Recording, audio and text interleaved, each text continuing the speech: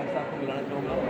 इश्तियाक अहमद कल स्वीडन से खास इस बुक लॉन्च के लिए आए हैं और ये दिखाता है जो कि कमिटमेंट है साहित्य के साथ हिस्ट्री का सही पर्सपेक्टिव सबको मिले, जो चीज़ें मकसदें हैं, जो बनाई हुई चीज़ें हैं, उनसे पर्दा हटा के सच्चाई सामने आ जाए। तो साथ में इश्तियाक साहब को उनकी धर्मपति भी आएंगे नरीहा अहमद और उनके जिन्होंने ट्रांसलेशन करी है मिसेस अलका वाजपेयी, आलोक वाजपेयी। तो ये एक स्पेशल मौका है इश्तियाक जी का कि मेरे को बड़े सालों से बोल रहे थे कि मेरी किताबें हिंदी में आनी चाहिए, क्योंकि सबसे बड़ी भाषा हमारी हिंदी है और हिंदुस्तान से जितनी किताबें पढ़ी जाती हैं उसका बहुत कम मुल्कों में पढ़ी जाती हैं। तो मैं पहले तो धन्यवाद देना चाहता हूँ आपका बहुत बहुत प्रोफेसर साहब का कि आपने इनिशिएटिव लिया और ये किताब आप सब पढ़ी भाई साहब। तो इश्तियाक साहब 2 लाइन बोल दो, फिर अक्सर पब्लिक से सवाल लेते हैं आपके लिए, लोग बहुत बेचैनी से आपको मिलने के लिए हर जगह इंतजाम रहते हैं। तो आपको जब ख्याल आया जब आप हिंदी से भूल रहे थे हिंदी के लिए, तब उस समय आपके मन में क्या था कि मुझे हिंदी में क्यों कराएंगे? बात यह है कि ये किताब लिखी गई थी जो तारीख़ के अंदर ट्विस्ट और झूठ लिखा गया है ना, उसको करेक्ट करने के लिए। और 808 सफ़े पे मैंने जो प्राइमरी सोर्स होता है जिसको आप जुटला नहीं सकते, उनको ढूंढ के इस किताब को मैंने मुरतब की।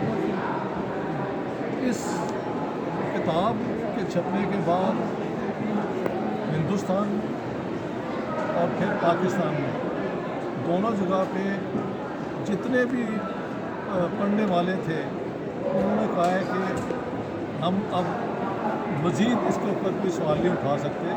आपने हर जो हमारे दिल में था एक ख्याल कि ये क्या हुआ, कैसे हुआ, किसने क्या किया, वो हमें सब इस किताब में मिल गया। तो एक ऑथर के लिए मैं समझता हूँ यहाँ पे कई ऑथर हैं और आने वाले वक्त में हमसे वो ज़्यादा लिखे। देखिए, जब आप लिखने का काम करें तो आप समझें कि you are on by with your conscience. आपने अपने ज़मीर को रख के सामने, तो जो भी झूठ है, जो भी ट्विस्ट है, उनको क्वेश्चन करके आने वाले वक्त तक उसका रिकॉर्ड करेक्ट कर। तो मैं समझता हूँ ये आज उसका। तो इश्तियाक साहब, मैं आपसे एक बड़ा रेलेवेंट सवाल पूछना चाहता हूँ। हिंदुस्तान पाकिस्तान का जब बंटवारा हुआ, मैंने ये बंटवारा तो हिंदुस्तान का ही हुआ और पाकिस्तान बना, तो इतने सालों के अरसे के दौरान डिफरेंट लोग लिखते रहे, बातें फैलाई गई कि हिंदुस्तान का बंटवारे में इसका हाथ था, उसके हाथ था। और आज के हिंदुस्तान में ये बात बहुत चर्चित हो रही है कि महात्मा गांधी जैसों को डिमीन किया जा रहा है, नेहरू पर इल्ज़ाम लगाया जा रहा है। आपने तो आज रिकॉर्ड के बेस पर लिखा है, आपने कोई अपना बयान नहीं दिया। आपकी किताबों में जो लिखा हुआ है वो एक्चुअल हकीकत के ऊपर, रिसर्च के ऊपर है। तो आप क्या समझते हैं कि अगर नेहरू और गांधी साहब ना होते तो हिंदुस्तान का बंटवारा रुक सकता था? कि हिंदुस्तान का बंटवारा इनएविटेबल था? Because of Jinnah who was responsible? Inevitable कुछ भी नहीं था, बिल्कुल नहीं था। और ये ना होता तो सबके लिए अच्छा भी था, लेकिन ये हो गया। इस हकीकत के साथ अब हमें ज़िंदा रहना है, ये एक हकीकत है। महात्मा गांधी पे इल्ज़ाम लगाना और जवाहरलाल नेहरू जिन्होंने फिर बाद में हुकूमत की बागडोर संभाली, ये तारीख़ के साथ, इतिहास के साथ बहुत बड़ा जुर्म है। और उनकी डिफेंड, मुझे उनको डिफेंड करने की बिल्कुल कोई ज़रूरत नहीं है। मेरी किताब में सारी वो जो क्रिटिकल मोमेंट्स हैं जहाँ पे पार्टीशन पे बात हुई है, उसका पूरा रिकॉर्ड हमने दे दिया है। हाँ, अगर ऑडियंस में से कोई सवाल करना चाहे तो मैं उसका जवाब देने को तैयार हूँ। क्या आपका गांधी जी पे क्या एतराज़ है, जवाहरलाल नेहरू पे आपको क्या एतराज़ है, आप उससे सवाल करें तो मैं उसका जवाब दूँगा। क्योंकि मेरे ख्याल से इन दोनों बंदों ने इंतहाई कोशिश की कि ये पार्टीशन ना हो। बात यह है कि क्या जिन्ना साहब अगर पार्टीशन चाहते थे तो उनकी मर्ज़ी से भी पार्टीशन हो जाता? ज़रूरी नहीं, बिल्कुल नहीं, बिल्कुल नहीं। अंग्रेज़ चाहते तो उनको अंदर कर देते। तो मुस्लिम लीग तो आधे घंटे के लिए कभी अंग्रेज़ साम्राज्य के ख़िलाफ़ भी खड़े हुए, तो वो सब वहाँ पे बात ख़त्म हो जाती है। जिन्ना ने इस आर्गूमेंट को बहुत इस्तेमाल किया, कामयाबी से इस्तेमाल किया, वकील होते हुए उसको पूरे टैक्टिक्स जो उनको आते थे उन्होंने इस्तेमाल किए, नफ़रतें पैदा की, शक पैदा किए, लेकिन अल्टीमेट फैसला जो था वो तो अंग्रेज़ के पास था कि इंडिया यूनाइटेड रहता है तो वो बेहतर है कि डिवाइड होता है तो उनके इंपीरियल इंटरेस्ट में उनको फायदा। तो पूरी किताब में 12 मई 1947 की वो एक है मेमोरेंडम, बरतानिया के आर्म फोर्सेस के जो तीनों हेड हैं उनका सेकेंड वर्ल्ड वॉर के जो हीरो हैं फील्ड मार्शल मोंटगोमरी, लॉर्ड इसमें, उन्होंने लिखा है कि अगर पार्टीशन होती है तो जिन्ना साहब कॉमनवेल्थ जॉइन करना चाहते हैं, जबकि हिंदुस्तान में decide to remain sovereign and independent, ये उनके अल्फाज हैं। तो अगर अब पार्टीशन होती है, अगर ये पार्टीशन होती है तो ये हमारे हक में है। हम पाकिस्तान से Karachi port facilities, Pakistan airfields और मुस्लिम मैन पावर तीनों जो है ना डिमांड करेंगे। और बाद में जो सो कॉल्ड अफगान जिहाद हुआ तो पाकिस्तान के ज़रिए अंग्रेज़ों ने करवाया भी। अमेरिकन तो इसमें बिल्कुल अनइन्फॉर्म थे, बल्कि वो पार्टीशन के ख़िलाफ़ थे। उनकी एक और वजह थी, ये पार्टीशन अंग्रेज़ों ने डिसाइड की, इसकी सारी आर्गूमेंट, इसमें सारी सियासत जो है वो जिन्ना की है।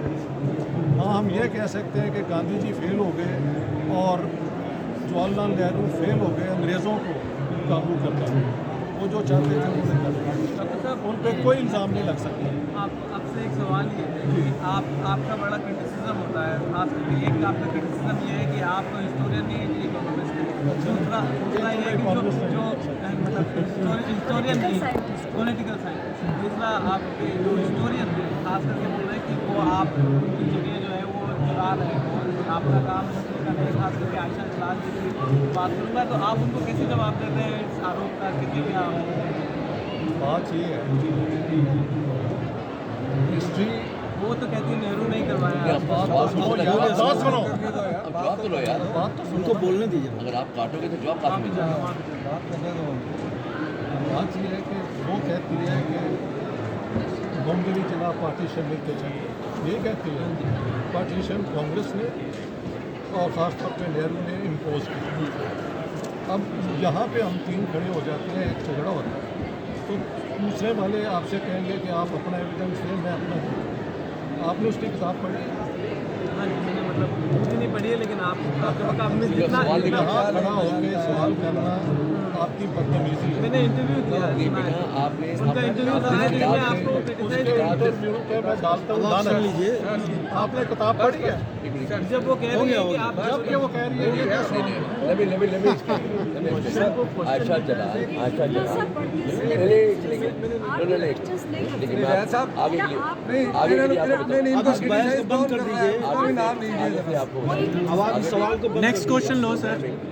अब एक मेरा सवाल, मेरा एक सवाल। आप सवाल करिए, किताबों के आयशा क्रिटिक हर चीज़ के होते हैं, हमारे मोदी जी के छोड़ जाने वाले भी हैं, क्रिटिक भी हैं।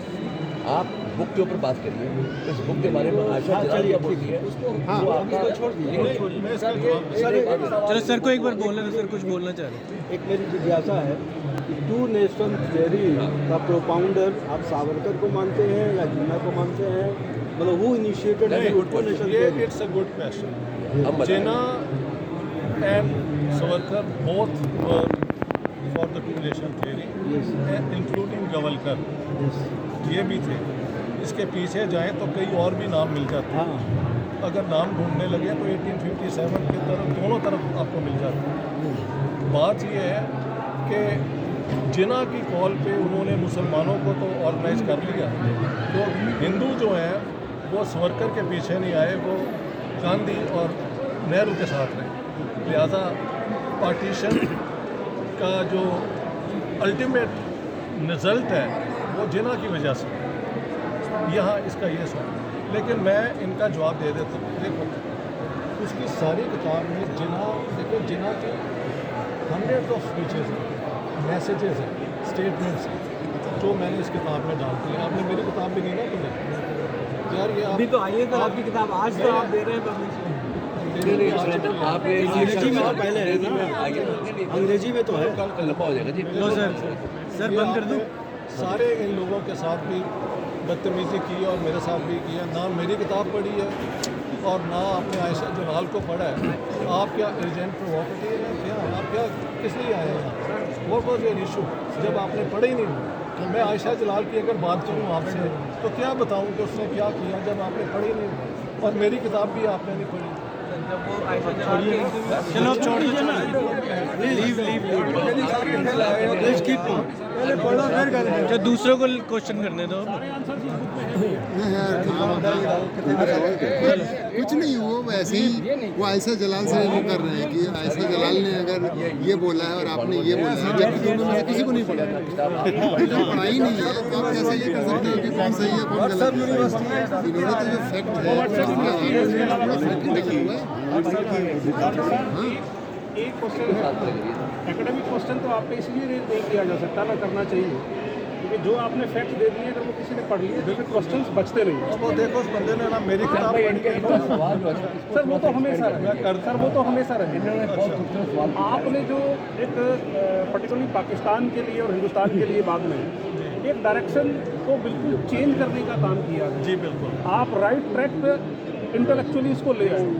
अब हमारी ये सवाल नहीं, आपसे फर्दर रिक्वेस्ट है कि आप ही नॉमिनेट कीजिए, ऐसे लोग होने चाहिए जो इस आइडिया को प्रोपेगेट करके ग्राउंड पे उतारना है। जी बात ये आप लोग ही मेरा साथ दे सकते हैं। मेरा जो काम था वो मैंने कर दिया है। सर यहाँ हम देंगे, मेरी रिक्वेस्ट है आपसे कि पाकिस्तान में भी आप ढूंढें। पाकिस्तान में मसला ये है कि बेचारा अगर कोई आ जाता है आज वो करेगा, शाम को उठा के ले जाएंगे, लेकिन शायद ये अब ना हो सके। जी पाकिस्तान में इतना शोर मच गया है, वहाँ पे भी बहुत लोग हैं जो कहते हैं, पंजाबी में कहते हैं सर तुसी गल करो असी उड़ा के रख देंगे, वो सब तैयार है वहाँ। जी जी जो मसला है बीच में कि जब हम यहाँ पे बात करते हैं कि यार इंडिया पाकिस्तान की अवाम एक है, दोस्ती होनी चाहिए, तो मुझे इतनी गालियाँ इधर से लोग देते हैं कि तुम कौन हो, हम क्यों तुमसे दोस्ती करें। सर उसका जवाब तो आप खुद ही दे देते हैं कि इतनी सारी इवेंट्स हुई, आप खुद देते हैं अपनी वीडियोज़ में जवाब कि इतनी सारी इवेंट्स हो जाती हैं, इतने सारे एक्सीडेंट्स हो जाते हैं कि उसकी नेचुरल रिएक्शन आने लगती है, उन लोगों पर जाने का कोई फ़ायदा नहीं। बिल्कुल सही। अच्छा जहाँ तक पाकिस्तान की बात है सर, वहाँ पे भी बहुत लोग मिलेंगे हमें। मतलब लार्जली मैंने आप ही को समझ के पाकिस्तान को समझा है। एग्जैक्टली सर, सिर्फ इन्होंने बहुतों ने पाकिस्तान एज ए आइडिया मैंने आप ही को समझ के समझाया, पहले आइडिया नहीं था।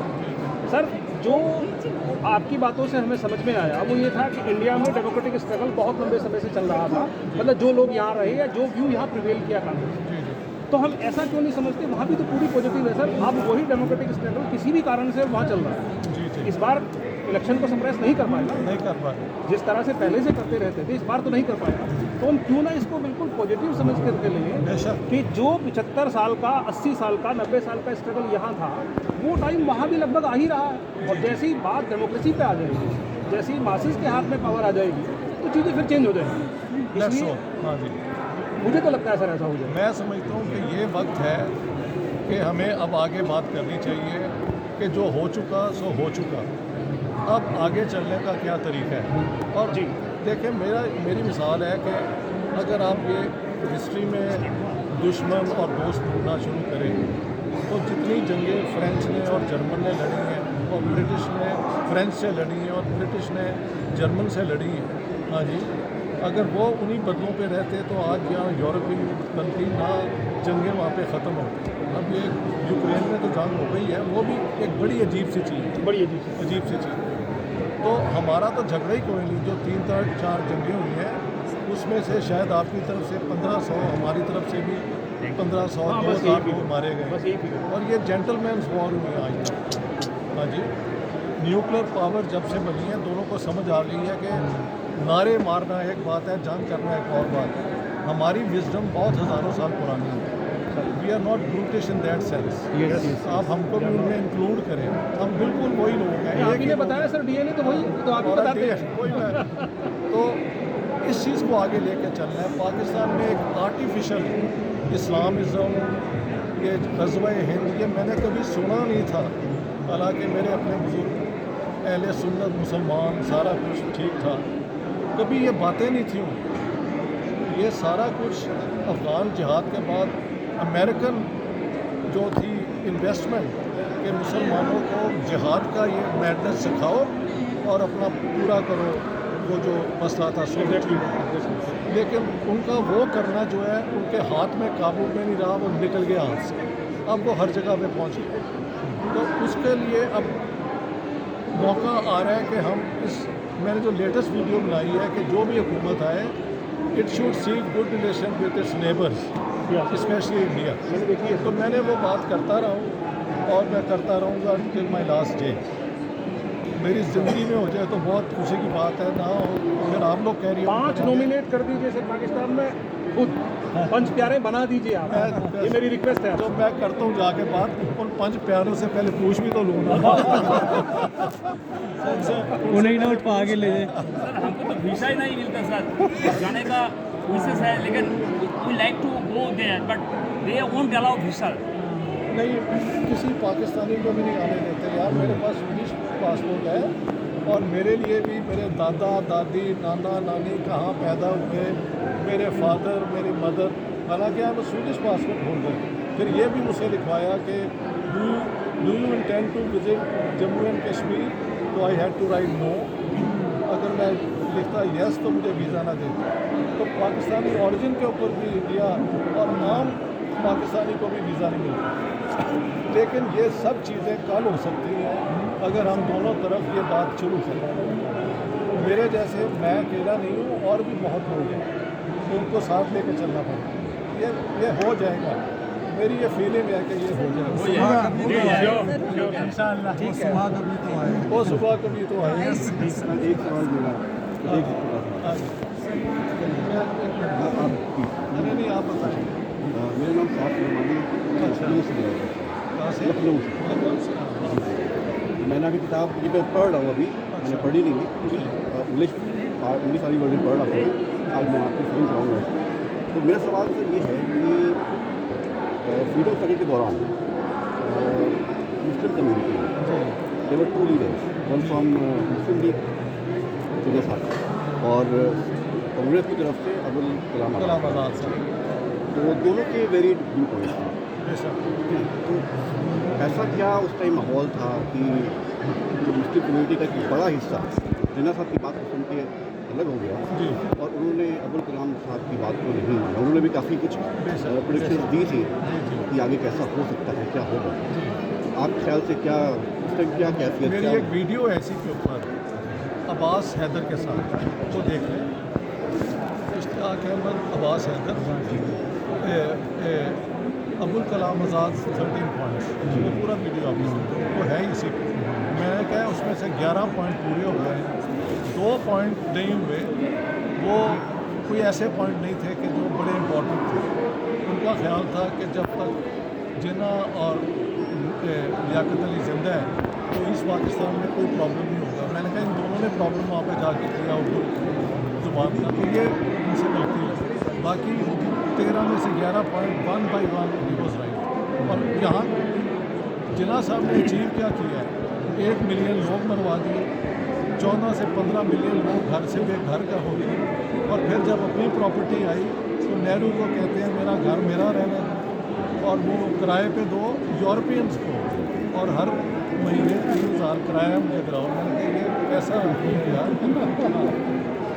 ये सब बातें नहीं कर इन्होंने मुसलमानों का और इस्लाम का भी जो नेगेटिव उसी ने दिखाया है, नफ़रत की स्टोरी तो उसी ने दिखाई है। उसी पे आज बिल्ड हो रहा है और उस पर बिल्ड हो रहा है, इधर भी हो रहा है, और वहाँ पे वो कर के खोखले हो गए। क्या आपका पूरा नाम? मेरा नाम सैफ लुमानी है। नुमानी, वो मौलाना नुमानी के साथ रिश्ता थे। आजमगढ़ के ऐसे वो भी बहुत बड़े स्कॉलर जी, थे, बहुत बड़े स्कॉलर। और वो उस ज़माने में ये पार्टीशन तो तब नहीं थी, लेकिन मुस्लिम लीग के ख़िलाफ़ थे। मेरा रिश्ता जावेद अख्तर साहब उनसे जावेद अख्तर साहब। अरे वो कमाल के आदमी। ठीक है, अब ये